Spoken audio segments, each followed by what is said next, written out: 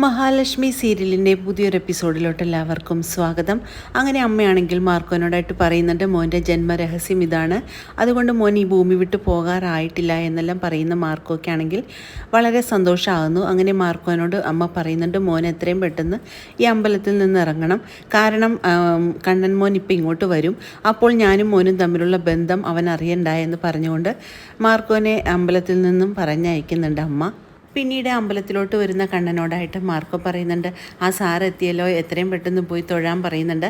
നിങ്ങളെല്ലാം തൊഴുതോ എന്ന് ചോദിക്കുമ്പോൾ ഞങ്ങളെല്ലാം നല്ല രീതിക്ക് തന്നെ തൊഴുതു നിൽക്കുകയാണ് സാറേ, ഈ സാറ് പോയി തൊഴുതിട്ട് വായെന്ന് പറയുന്നുണ്ട്.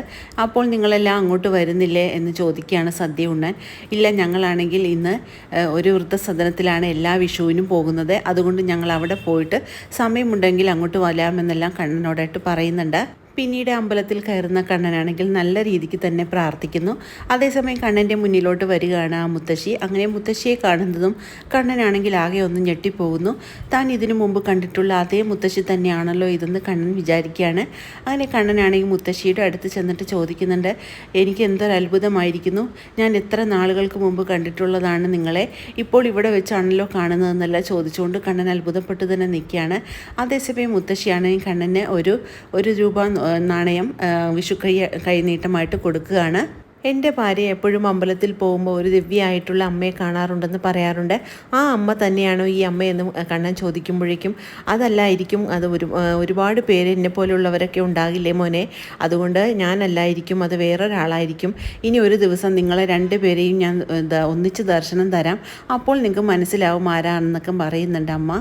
പിന്നീട് കണ്ണനാണെങ്കിൽ പണ്ട് തനിക്ക് നടന്നിട്ടുള്ള അപകടത്തെക്കുറിച്ചെല്ലാം അമ്മയോടായിട്ട് പറയുന്നു.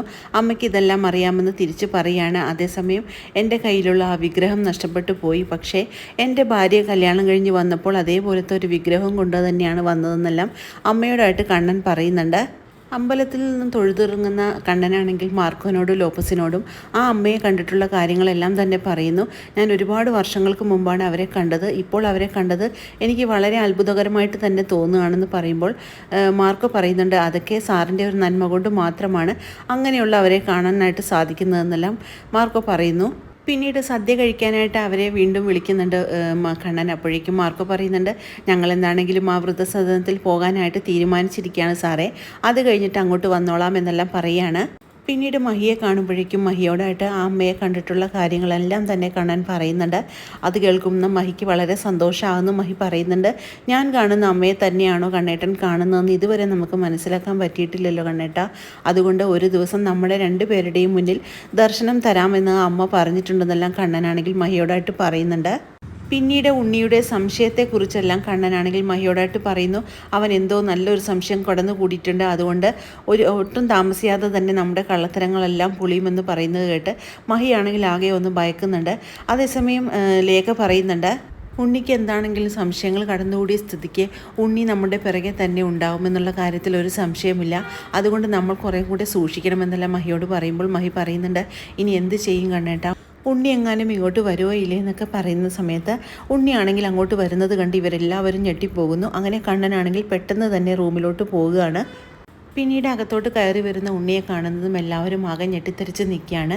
എന്നിട്ട് ഉണ്ണിയോട് എല്ലാവരോട് ചോദിക്കുന്നുണ്ട്, നീ എന്താണ് വിഷുവായിട്ട് ഇന്ന് ഇങ്ങോട്ട് വന്നിരിക്കുന്നതെന്ന് ചോദിക്കുമ്പോൾ അതിനെന്താണ്, എനിക്ക് ഇങ്ങോട്ട് വരാൻ പാടില്ലേ, ഇങ്ങോട്ട് വരുന്നത് കൊണ്ട് എനിക്ക് പല ഉദ്ദേശങ്ങളും ഉണ്ടെന്നെല്ലാം ഉണ്ണി പറയുന്നത് കേട്ട് എല്ലാവരും ഒന്ന് ഞെട്ടുന്നു. കാരണം അവനെല്ലാം മനസ്സിലാക്കിക്കൊണ്ട് തന്നെയാണ് ഇങ്ങോട്ട് വന്നതെന്ന് അവർക്ക് എല്ലാവർക്കും തന്നെ മനസ്സിലാകുകയാണ്.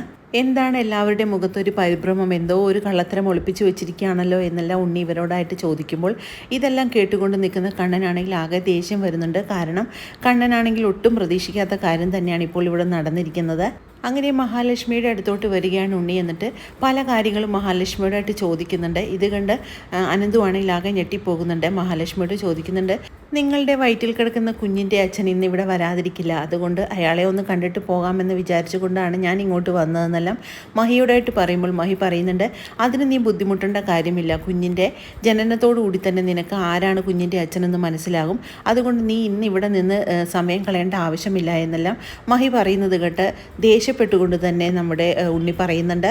സാഗറിൻ്റെയും അനന്തുവിൻ്റെയും നേരെ വിരൽ ചൂണ്ടിക്കൊണ്ട് തന്നെ ഉണ്ണി പറയുന്നുണ്ട്, നീയാണോ ആ കുഞ്ഞിൻ്റെ അച്ഛൻ, നീയാണോ ആ കുഞ്ഞിൻ്റെ അച്ഛൻ എന്നെല്ലാം രണ്ടുപേരോടും മാറി മാറി ചോദിക്കുന്നത് കേട്ട് നിയന്ത്രണം വിട്ടുപോയ കണ്ണനാണെങ്കിൽ അല്ലടാ എന്ന് പറഞ്ഞുകൊണ്ട് ദേഷ്യപ്പെട്ടുകൊണ്ട് തന്നെ ഉണ്ണിയുടെ അടുത്തോട്ട് വരികയാണ്. ഇത് കേൾക്കുന്ന എല്ലാവരും കണ്ണനാണെങ്കിൽ വരുന്നത് നോക്കിക്കൊണ്ട് നിൽക്കുകയാണ്.